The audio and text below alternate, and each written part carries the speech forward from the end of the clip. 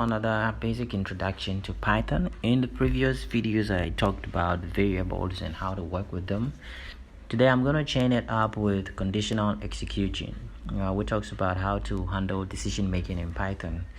And for this to happen, we use Boolean expressions to determine how to perform conditional code execution. So a quick note on conditional code is any code that performs a check resulting in a true or false value using any of the operators that I've listed here is a Boolean expression. So what you would use any of these Boolean expressions to do is, one, to test equality, and you do that using the double equal sign. Now pay attention to this because it might look confusing when you compare it to the assignment operator, which also uses the equal sign, but it uses a single equal sign.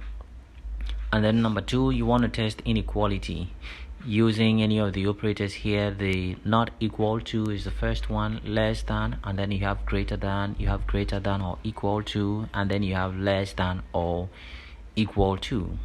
So these two are the most important operators that you're going to use in any of your Boolean expressions. The third one is the identity test using the is and is not, and I can bet you that for most of your usage you may not use the third one. So for now let's focus on the first two, but I'll still demonstrate the third one anyways for your information. So let's pretend that we have these bonus situation here, bonus 1 and bonus 2. There was a first of bonus, and we expect that since we grow, the second bonus should increase, right? So we have these two bonus conditions, and there may be some reason to check whether bonus 1 and 2 were equal. So we run that, and then the output says they are false, and that's correctly so because bonus 2 is greater than bonus 1.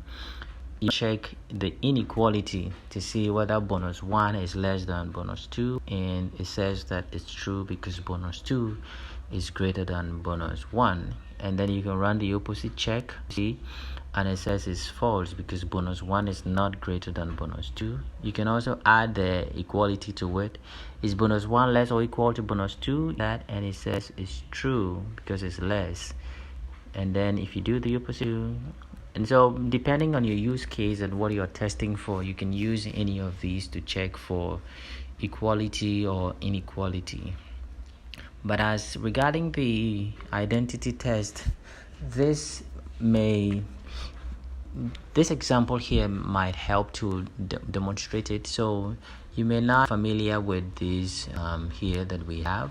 It's a collection of, this here is a string value on Apple in double quotes, so just a collection of fruit names, and Y is also a collection. Actually these are two distinct items in memory, X and Y, but they happen to have the same values. Okay, so if we could do two things here to check equality and check identity. So let's just check equality and see what happens when we try to is the first one I'm going to run is to check identity. Is X the same as Y? It says it's false, but let's see, is X equal to Y?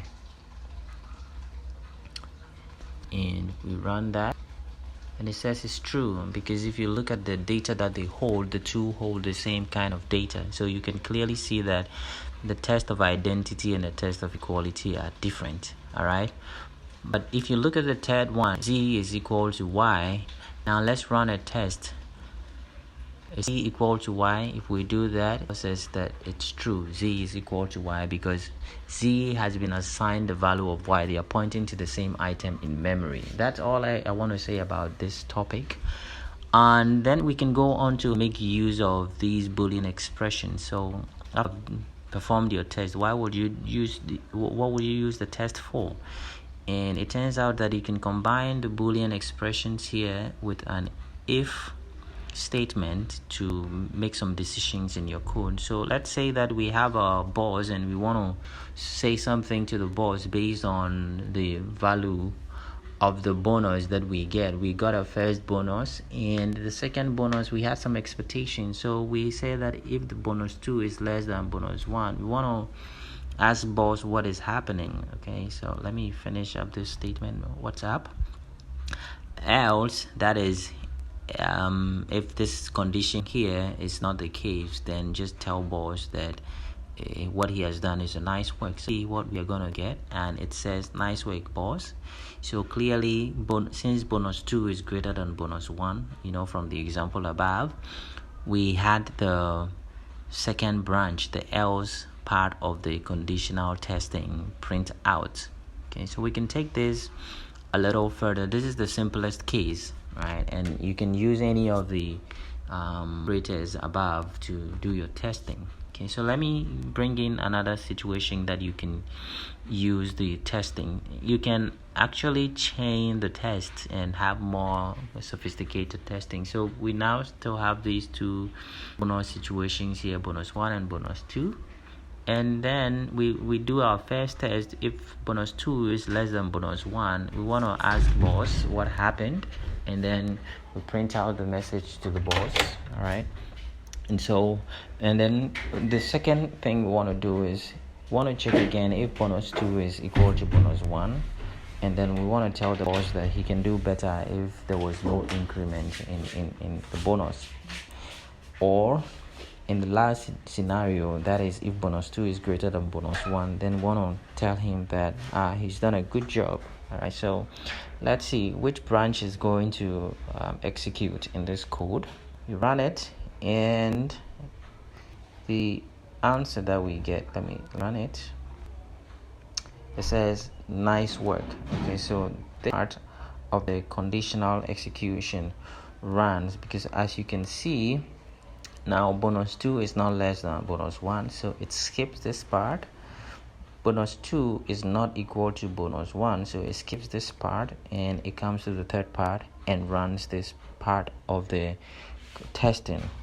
Now let's see a condition where the two cases, the bonuses are equal. All right, so the same here. I expect that this part of the branch would run. Okay, so if this happens quickly, the output we are going to get, and it tells us that boss can do better since he could have increased the bonus. All right, so this is another scenario where you are chaining the conditioning, and you can do even more than chaining.